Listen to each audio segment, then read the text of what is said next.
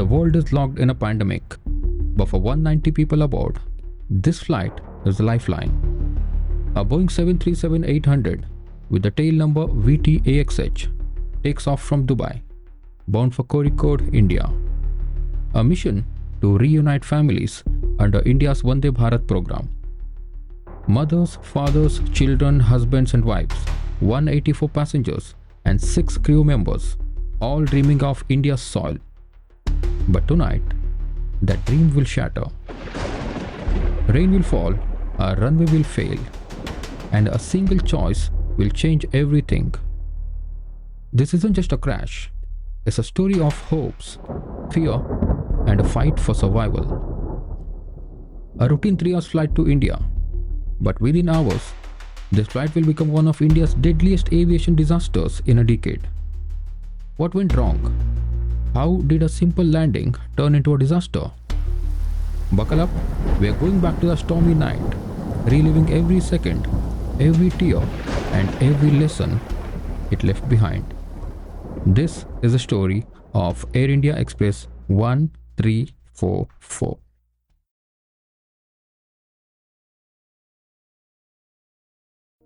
It's 2020. The world is locked down. COVID-19 has stranded millions of people all over the world. India launches Vande Bharat mission, flights to rescue its people. Air India Express Flight 1344 is one of them, a Boeing 737-800 flying from Dubai to Kozhikode. Look at the passengers boarding now. There's a mother carrying her baby. She is one of 10 infants on this flight. A student grips her backpack, thinking of her parents. A laborer leans back in his seat, falling into sleep. He's been stuck abroad for months. 184 people, all wearing masks because of COVID-19 rules. Meet the men in charge. Captain Vasant Deepak Sathe, 59 years old, an ex-Air Force pilot with 10,848 hours of flying experience. He's a big deal, a guy who trains other pilots. Beside him, First Officer Akhilesh Kumar, 32 years old, sharp and steady with about 2,000 hours of flying experience. They're setting up in the cockpit, ready for a round trip. Kozhikode to Dubai and Dubai to Kozhikode. 4 cabin crew join them. Dashra, Akshay, Abhik and Lalit, ready to keep everyone safe. They've flown Kozhikode before, a tricky tabletop runway. They know it's tough, but they are not worried. Not yet. Captain Sathe flew into Kozhikode last night. His schedule is packed. Fly today, rest a bit, then fly again tomorrow. A pilot needs minimum 10 hours of rest before the next flight. But his crew control just swapped his rest day for another flight on August 8. Any delay today will mess up that next flight, so he's feeling the heat. Sathe is also dealing with type 2 diabetes, and it is controlled with approved medications. But he's also secretly taking extra medicines, especially an Ayurvedic tablet called Madhu Kalpavati that are not clear for pilots. But why does that matter? Well, those tablets can mess with his blood sugar. If his blood sugar dips, it could fog his mind, his focus, and affect his decisions. Now look at Kozhikode Airport. It's a tabletop runway built on a flat hill with deep gorges at both ends. Runway 10 and 28, just 8,858 feet long, wet from monsoon rain. It's a tricky runway, rubber deposit from tires clogging it, water pooling up. It's a clear sign that the maintenance ignored for years despite warnings since 2011. The safety area past the runway? Only 240 feet, not the 780 as it should be.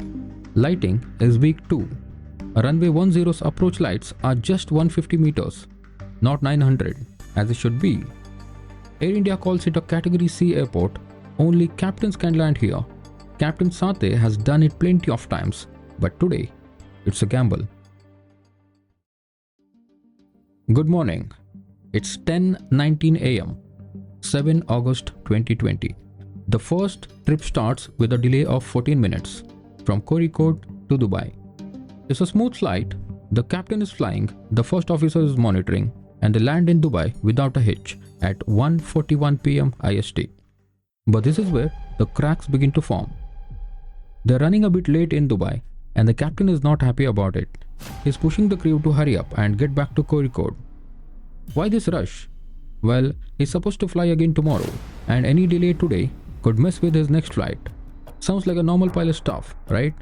But pressure like that can weigh on you. Before they leave Dubai, they check the weather for Kozhikode. It's bad. It's raining. 2000 meters visibility, rain, thunderstorms and strong winds. It's monsoon season. What else would you expect? They load extra fuel, enough to reach Kozhikode, hold for 30 minutes and still divert if needed. That's a smart move. The flight 1344 is scheduled to depart from Dubai at 3 p.m. IST. However, the flight got delayed and departed at 3:30 p.m. That's a 30 minutes delay. 10 babies, families, workers, 184 passengers aboard. Sateh is flying again, climbing over the beautiful Arabian Sea. It's calm for now, but the storm is waiting in Kozhikode.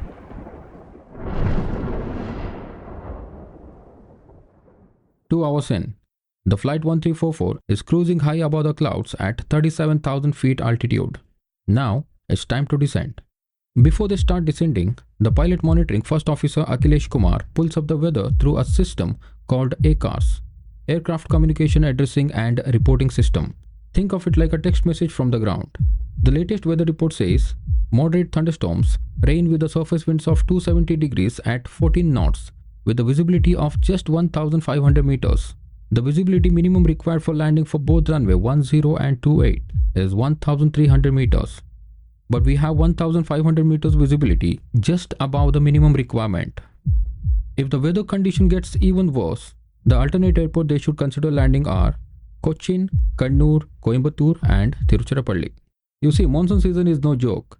So they've loaded extra fuel in Dubai. That's enough to fly to Tiruchirappalli, the farthest backup airport. But the good news is, the closer airports like Cochin and Coimbatore are looking okay too. Cochin airfield had a visibility of 2,500 meters, though it's raining, so Sateh picks it as their plan B, with enough fuel to circle in Kozhikode for 30 minutes before diverting. Alright, the captain starts the approach briefing for runway 28, planning an ILS approach. ILS means Instrument Landing System. In this approach, the aircraft aligns itself with the center of the runway and follows the glide slope accurately to perform the landing.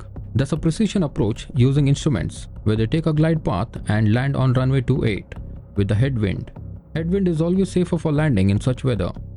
However, it doesn't mention what to do if the runway changes to 10, which has a tailwind. They also skip a big step, calculating how much runway they'll need to stop safely on a wet surface.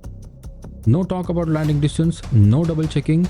They just pick their flap settings and auto brake level like it's a routine. Oh, and Sateh also forgets to brief the cabin crew about the arrival details. Another small mistake. The captain has landed in Kozhikode so many times. Maybe he thinks I've got this, except he has always landed with a headwind, not a tailwind. That's gonna bite them later. Meanwhile, Kozhikode Airport is on edge. Two weather warnings are active. One for thunderstorms, another for winds over 17 knots.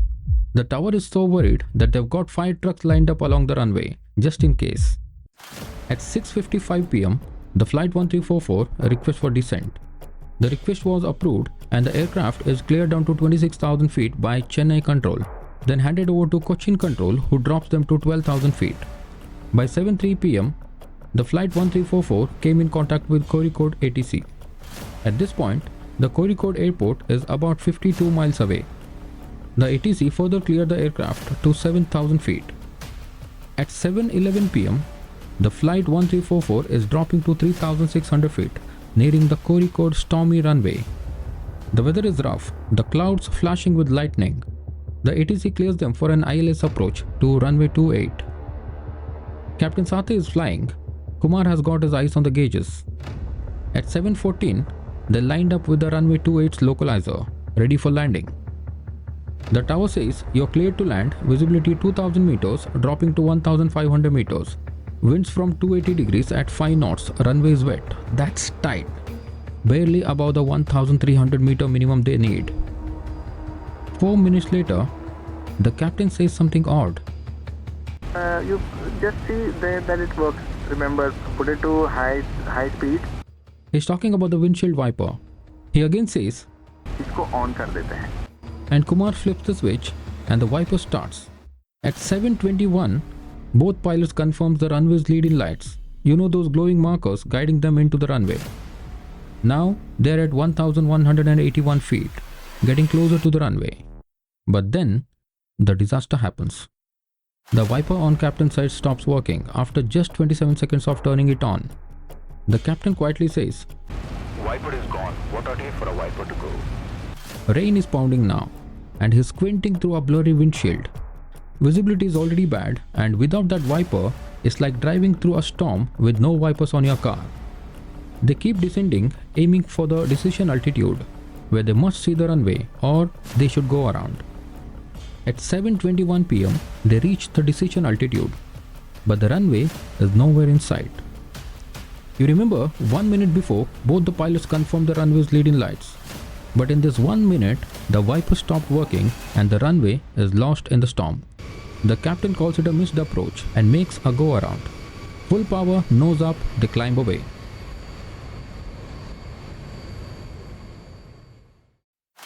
The ATC asks, "Why did you go around?" Kumar glances at Sathe and says, "Due to weather and heavy rain." Smart move, right? No. Why didn't they report the ATC that the wiper is gone? Well, I'll tell you that in a moment. The thunderstorm clouds are everywhere, so they got a special okay to climb straight to 10,000 feet instead of the usual go-around route.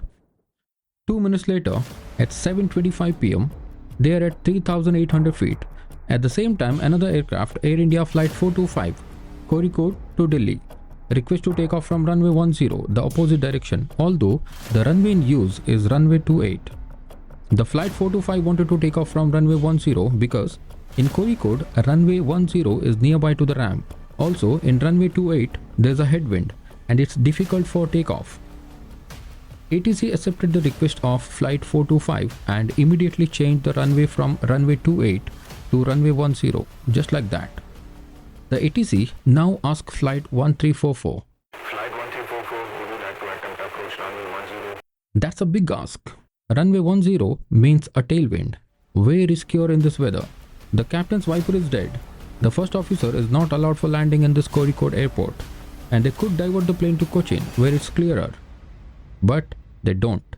Instead, Kumar asks, Tower, Flight 1344, request visibility and wind conditions. The tower replies, Flight 1344, visibility 2000 meters, wind 260 at 5 knots. Sathe stops climbing at 7,000 feet, thinking whether to take runway 10 or not. They ask again the clouds and winds. The tower again says 2,000 meters, same winds, storms all around at 2,500 feet. That's a red flag. But at 7:27 p.m., Sathe makes the call to ATC. Kozhikode Tower HB 1344 will take runway 10, confirm 2000 meters visibility. The tower replies, Flight 1344 confirmed, storms around 2500 feet. now, no turning back. They are heading for runway 10 with the tailwind. Flight 1344 is at 7,000 feet, ready for another try. The tower says drop to 3,600 feet, line up for runway 10. It's a tough call, wind is pushing them from behind, the runway is wet, and they haven't even checked if they can stop in time. Another plane, Air India Flight 425, takes off from runway 10 at 7:31 p.m. with winds at 10 knots. Now things are getting messy. By 7:36, they lined up for runway 10's localizer and cleared to 2,200 feet. The captain is still fighting with the broken wiper. The conversation between the captain and the first officer about the wiper was recorded in the cockpit voice recorder. It goes like this. You put it on properly in there. I will tell you when to put it on. I hope it works. इसको करें? थोड़ी देर में करते हैं. However, in few seconds, the windshield wiper is switched on. This was immediately followed by the remarks of the captain. What is this? For that, the first officer replied, Speed तो इतनी ही रहेगी. This indicates that the windshield wiper on the captain's side worked, but very slow, barely cleaning the rain. Still at this point, the ATC never know the wiper is down. You remember, I was about to tell you why the pilots didn't report the ATC that the wiper is gone. Well, as per the airline's policy, if the Viper is not working, the aircraft is not allowed to land in the airport where it's raining. They must go to the alternate airports like Cochin or Coimbatore where it's not raining. And I repeat, the Captain Sathe's schedule is packed. Any delay today will mess with his next flight. That could be the reason the captain desperately wanted to land in Kozhikode despite the bad weather and the broken windshield wiper. It's also important to point out at this point that the anemometer for Kozhikode runway 10 has had previous problems. Anemometer is the instrument that measures the wind on the runway. During the preceding months, it has been inoperative several times, and it was shown in the investigation that it wasn't properly calibrated. So it is very possible that the wind readings they are getting from the tower are actually not correct. The tailwind could be substantially higher than the one they received, but of course, the pilots have no idea about this. One more important thing to notice here, they had 30 minutes of fuel available for them in case they needed to hold. This would be the good time to use those 30 minutes to go into a holding, set up the approach properly, do some proper runway landing distance calculations. Because even though they think it's only 5 knots of tailwind, it's still a tailwind. And the fact that they are landing on a very wet runway with the tailwind should get them to think about potential issues with landing distance. Unfortunately, this doesn't happen. Once again, the approach briefing is done without a reference to a performance calculation. And the truth is, the pilot doesn't have access to what we call an onboard performance tool, an OPT. It's a little device where you can put in all of your relevant data and get the performance figures calculated for you. Instead, they needed to do these calculations manually. And in some past incidents, it's been seen that many pilots, including captains and first officers, were not proficient when doing these calculations manually. That could be the reason why the performance calculations were not done in this approach. The pilots had originally planned to land with flaps 40, which helps to slow down the plane more and is useful when the runway is wet or short. But just as they cleared to land on runway 10, ATC gave them the latest weather update. Surface winds from 250 degrees at 8 knots, visibility 2000 meters, light rain and wet runway. At that moment, the pilots were experiencing a lot of turbulence, so they decided to change their plan and go with flaps 30 instead of flaps 40. This is actually a common decision pilots make. Flap 30 gives better control and handling during the rough air, even though it needs a bit more runway to stop. The trade-off here is the control versus stopping distance, and in this case, they chose control. This means they need more runway. At 7:39 p.m., 633 feet up, they are on track. The airspeed is 150 knots and the aircraft is dropping steady at 750 feet per minute. But the ground speed is whopping 175 knots, indicating that they have at least 25 knots of tailwind at this point. The pilots were reported is just 8 knots. The aircraft now passes 500 feet altitude. And from this point, things are gonna happen really quickly. As the aircraft lines up for landing on runway 10, the captain disconnects the autopilot. But strangely, it doesn't disconnect the auto throttle. According to the standard procedures, if you disconnect the autopilot, you must disconnect the auto throttle too, especially during the final phase of landing. Right after switching off the autopilot, the captain pushes the nose down. The descent rate suddenly increases and the aircraft starts dropping below the ideal glide path. The first officer notices this and calls it out. Rate of descent, Captain. The captain responds with, Yeah, correcting. Then the ground proximity warning system triggers a warning. Glide slow. This warning only triggers if the aircraft is more than 1.3 dots off the glide path. In this case, they were 1.7 dots low, definitely unsafe. At this point, the approach is no longer stable and they should go around. But they don't. The captain then pulls the nose up to correct, but he overcorrected. Now the plane goes above the glide path, and this kind of overcorrection is exactly why unstable approaches are so risky. It becomes hard to land smoothly. Now they reach the runway threshold. The aircraft is about 92 feet high. That's 42 feet higher than ideal, but still within the acceptable range. But what happens next is strange. As the plane comes down to about 50, 40, 30 feet, the auto throttle, which is still active, starts pulling the engines back to idle. But the captain manually adds power. This increases the thrust all the way up to 83%, which is nearly takeoff power. Because of this, the plane stops descending and kind of floats just above the runway at 20-30 feet instead of touching down. The first officer sees the touchdown zone passes by and says, Just take it. meaning put the plane down, but the captain doesn't respond. A few moments later, the first officer calls out again. Captain, Then finally he says, go around. but still the captain doesn't respond.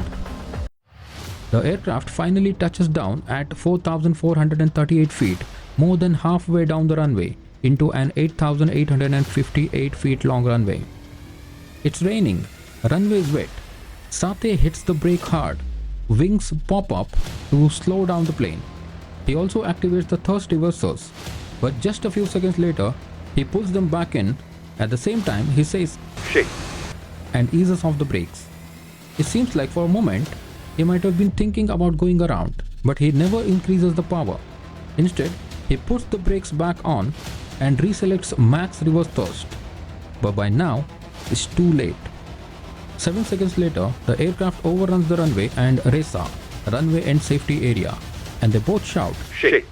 They shoot off the runway at 84 knots, broke the ILS antenna and a fence. Then it falls off the edge of the tabletop runway, dropping 110 feet and crashes onto the road below after being briefly airborne for about 2 seconds. The cockpit hit the ground first. The impact was so massive that the plane split into 3 parts. Sadly, both the pilots died on the spot, along with 19 passengers. That made the total death toll 21. Fuel was leaking from both the wings, but luckily there was no post-crash fire. Rescue teams from the airport took some time to reach the site because of how far the plane had fallen. But local people from nearby areas rushed in almost immediately. They helped rescue passengers and took the injured to hospitals. Soon after, investigators arrived to figure out what really happened. And slowly everything started to make sense. This accident wasn't caused by just one mistake. It was a mix of many small problems that added up, like a chain reaction. Some of these problems we already saw earlier: the broken wiper, the tricky tabletop runway, the captain's extra medication for diabetes, and the unstable approach. The captain made some poor decisions, and even when the first officer suggested a go around, the captain didn't listen. The first officer could have taken the control, but he didn't, possibly because he didn't feel comfortable challenging the captain. This shows a big problem in cockpit teamwork. The airline, Air India Express, was also found to have weak training programs. The flight simulator they used for training had some defects, and pilots were not always trained properly. And the airport itself is a culprit too. Anemometer on runway 10 was not working properly, so the wind data they received wasn't reliable, and the safety area at the end of the runway, RESA, runway end safety area, was not maintained properly. I don't mean these things directly caused the crash, but they made the situation worse. Because of this accident, safety standards have improved. Pilots are more careful when landing in difficult conditions, especially with tailwinds or on wet runways. So, what caused this crash? Well, it all started with something small, a broken windshield wiper. But that was just the beginning. The real reason was a long chain of events: weak training, poor decisions, communication gaps, and so many missed chances to avoid disaster. And that's why aviation safety is always evolving, because sometimes it takes a tragedy to show us what needs to be changed.